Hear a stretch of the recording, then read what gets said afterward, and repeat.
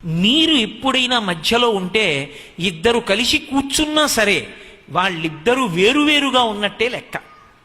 అందుకే రేపు ఏదో తెల్లవారుజామున 2 గంటలకి పెళ్లి, ఇవాళ రాత్రి పెళ్లి కొడుకుని పెళ్లి కూతురిని కూర్చోబెట్టి అక్షతలు ఏమన్నారు అనుకోండి, అంతకన్నా అన్యాయమైన విషయం ఇంకోటి ఉంటుందా?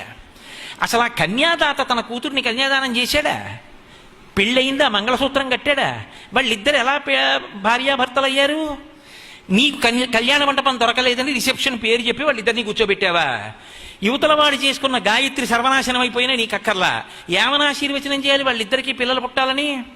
ఎక్కడైనా ఓ ఆడమగ పక్కన కూర్చుంటే వెళ్ళి అక్షతలేసి మీకు ఇద్దరికి దీర్ఘసుమంగళి భవ అమ్మ సుపుత్రాప్రాప్తిరస్తూ ఈయన వల్ల అనొచ్చా? వాళ్ళిద్దరు ఎవరు దంపతులు ఎలా అయ్యారు? ఆడపిల్ల తండ్రి కన్యాదానం చేశాడా? పిల్లాడి తండ్రి ఒప్పుకున్నాడా? ఎలా కూర్చోబెట్టావు ఇద్దరిని పక్క పక్కన? పిలిచి ఆశీర్వచనం చేయమని ఎలా అడుగుతున్నావు? ఎలా వేస్తారు? సరే, ఇప్పుడంటే ఆయన బూట్లు వేసుకుని కూర్చుంటాడు, ఏదో కర్ణుడు సహజ కవచ కుండలాలతో పుట్టినట్టు వీడు బూట్లతోనే పుట్టినట్టు. ఆ రోజున మాత్రం ప్రత్యేకం కోట్ వేసుకుంటాడు, కోట్ వేసుకుని బూట్లు వేసుకుని వాడు కూర్చుంటాడు. వాడు ఎలా వాడికి అక్షతలు వేయడం? అసలు బూట్లు వేసుకున్న వాడికి అక్షతలు ఏమిటి? ఆ బూట్లు విప్పకుండానే పెద్దలకి నమస్కారం చేస్తాడు, అదో చమత్కారం. వాడు బూట్లు విప్పితే నామోషి, అందుకని విప్పడం. ఆ బూట్లతో నమస్కారాలు ఏమిటి? బూడిద ఆశీర్వచన విహ. ఎందుకు ఆ పెళ్లికి వెళ్ళడం? కాదు, కనీసం అలా కుదరదండి. ఈ రోజుల్లో ఉన్న కళ్యాణ మంటపాలు వాటి రేట్లు కూడా దృష్టిలో పెట్టుకోండి, అలా నోరేసుకు పడిపోవడం కాదు కోటేశ్వరారు అంటారా?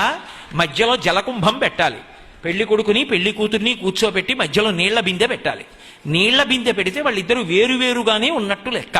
అక్కడ అక్షతలేసి ఇక్కడ అక్షతలేసి, అమ్మ నీకు మంచి కొడుకు పుట్టాలి, ఆయనకి మంచి కొడుకు పుట్టాలి, ఇద్దరూ కలిశాక అదే అవుతుంది తప్ప కనీసం ఆశీర్వచనం చేసేవాడికి దోషం రాదు. అప్పుడు కూడా బిందె పెట్టి బూట్లు వేసుకుంటే కాదు, బూట్లు ఇప్పితే.